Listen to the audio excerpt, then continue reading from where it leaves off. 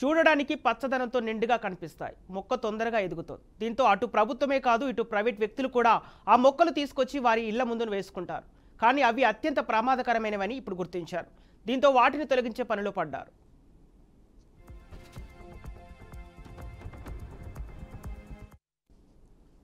ఇక పిఠాపురం ఎమ్మెల్యే రాష్ట్ర ఉప ముఖ్యమంత్రి పవన్ కళ్యాణ్ పర్యావరణానికి పెద్దపీట వేస్తున్నారు. కాకినాడ పర్యటన సందర్భంగా ఆయన దృష్టికి కాన్ఫో కార్పస్ వృక్షాల సమస్య వచ్చింది. ఇక వెంటనే వాటిని తొలగించాలని ఆదేశాలు జారీ చేశారు. గ్రామీణ ప్రాంతాలలో వీటిని ఏడాకుల చెట్టు అని పిలుస్తారు. ఇక ఏడాకులు కలిపి ఒక్క ఆకుగా కనిపిస్తాయి. గ్రీన్ ప్రాజెక్టులో భాగంగా ప్రభుత్వం పెద్ద ఎత్తున ఈ మొక్కలు నాటింది. అనంతరం ఈ మొక్కలు అతి ప్రమాదకరమని, ఈ మొక్కల నుంచి వచ్చే గాలి పీలిస్తే ఊపిరితిత్తుల వ్యాధులు వస్తాయని, ప్రాణాలు పోయే అవకాశం కూడా ఉందని శాస్త్రవేత్తలు హెచ్చరిస్తున్నారు. అయితే ఇప్పటికే దీనిపై చాలా మంది అవగాహన కలగలేదు. ఇక పవన్ కళ్యాణ్ పర్యావరణ అటవీ శాఖ అధికారులతో చర్చించి ఈ మొక్కల వల్ల జరిగే ప్రమాదాలను వివరించారు. వెంటనే వాటిని తొలగించాలని ఆదేశించారు. కాకినాడ నుంచే దీనికి శ్రీకారం చుట్టాలన్నారు.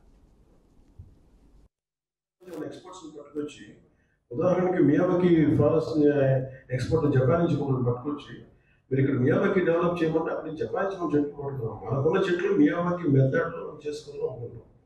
అలాగే ఎస్పెషల్లీ నాకు ఇదే వేదన ఉంటుంది. అసలు ఈ కార్పస్ అనే చెట్లుని ఎందుకు పెంచారు? అక్కడ కనీసం నేను ఎప్పుడు చూస్తూ ఉంటుందని ఎదిగిపోతాయి మొక్కలు. I think it's Malaysian species. Telangana నేను కూడా తెలియకుండా నా ఫామ్లో ఉండేసాను 10 చెట్లు. తర్వాత ఎవరు చెప్పారు అభిమాని అందరి స్వార్థం ఏముంటుందంటే వెంటనే ఫాస్ట్గా పెరిగిపోతే పచ్చగా ఉంటుంది. ఆ పచ్చదనం కనుక చాలా అది ఎక్కువ కార్బన్ డైఆక్సైడ్ రిలీజ్ చేస్తుంది, లెస్ ఆక్సిజన్. దానికి ఏమి క్లీన్ కూడా రావాలి. వచ్చిన సరిగ్గా చెట్లు ఉండలేవు, పక్షులు ఉండలేవు. అది ఏంటంటే బేసిక్ అది మలేషియన్ ప్లాంట్. మలేషియాలో అది ఏంటంటే ఈక్విటర్ దానికి అది ట్రాపికల్ ల్యాండ్ కాబట్టి ట్రాపికల్ కనుక దానివల్ల ఏంటంటే ఎక్కువ వర్షపాతం ఉన్న నేలకి, ఎక్కువ వర్షపాతం ఉన్న నేలకి సంబంధించిన చెట్టు. అంటే ఎక్కువ భూమిలోకి ఇంకకుండా అది ఎక్కువ పీల్చుకోండి. దానికి వచ్చి చెట్టు దాన్ని మనం ఇక్కడ పెట్టాము. ఆ ఎదుగుదల దానివల్ల ఏంటంటే ఫస్ట్ దుబాయ్లో ప్రారంభించారు. దాన్ని దుబాయ్ మొక్క అనేది కార్పస్ దాన్ని ఒక 15 years బ్యాక్ ఎప్పుడో బాగా ఇంపోర్ట్ చేశారు మనం.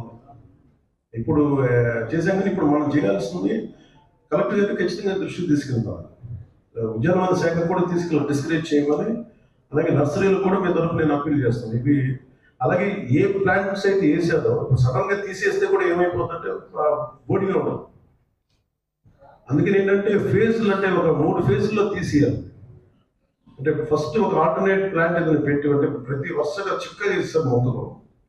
ఆ మొక్కలకి ఏం చేయాలి? ముందు ఒక 30 మొక్కలు ఉంటే కనీసం 10 మొక్కలు తీసేయండి ఫస్ట్ ఫేజ్లో. దానికి కొంచెం ఫాస్ట్గా నేటివ్ స్పీషీస్ తెలుసుకోవడం.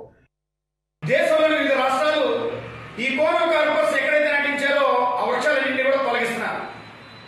ఇవి 7వ